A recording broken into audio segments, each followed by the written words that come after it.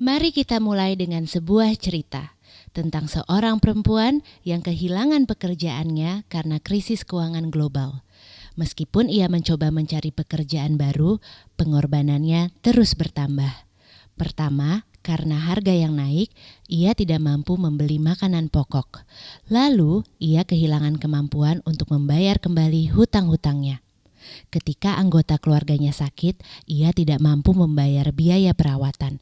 Dan walaupun ia menggunakan ponselnya untuk mencari pekerjaan, tidak ada informasi yang ditemukan. Akhirnya, setelah tabungannya menipis, ia tergelincir masuk ke dalam garis kemiskinan. Dalam masa krisis global, cerita seperti ini terus berulang hingga ratusan ribu cerita per harinya, mengubah hidup masyarakat menjadi lebih buruk. Masalah terbesar adalah ketika dampak krisis global ini baru dapat dijelaskan beberapa tahun kemudian melalui penelitian, statistik, dan sensus setelah berbagai kerugian terjadi. Namun sekarang keadaan telah berubah. Makin bertambah jumlah masyarakat yang memiliki ponsel. Bahkan di negara berkembang, masyarakat menggunakan ponsel untuk mengakses harga pasar, perbankan, informasi kesehatan, juga untuk mencari pekerjaan. Dan ketika mereka melakukannya, sinyal digital tercipta seketika. Sinyal-sinyal terkumpul ini menceritakan bagaimana masyarakat berupaya mengatasi permasalahan dalam masa sulit. Contohnya, tingkat pembelian pulsa ponsel bisa dijadikan sebagai sebuah indikator ekonomi. Dan informasi harga pangan yang tersedia online dapat menjadi pertanda dini naik turunnya harga maupun keterbatasan pangan.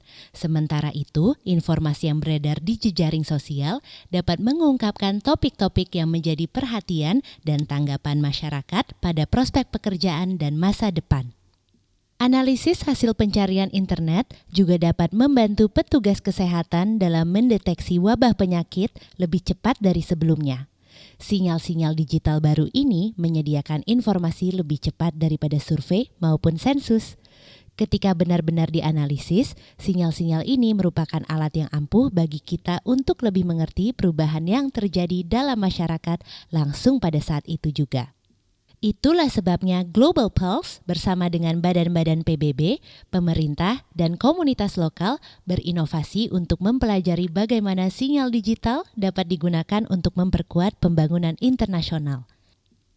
Agar kita dapat membuat keputusan yang lebih baik, memahami apa yang terjadi ketika masih terjadi, mendapatkan tanggapan langsung mengenai efektivitas kebijakan, dan merespon lebih cepat ketika masih ada waktu untuk bertindak.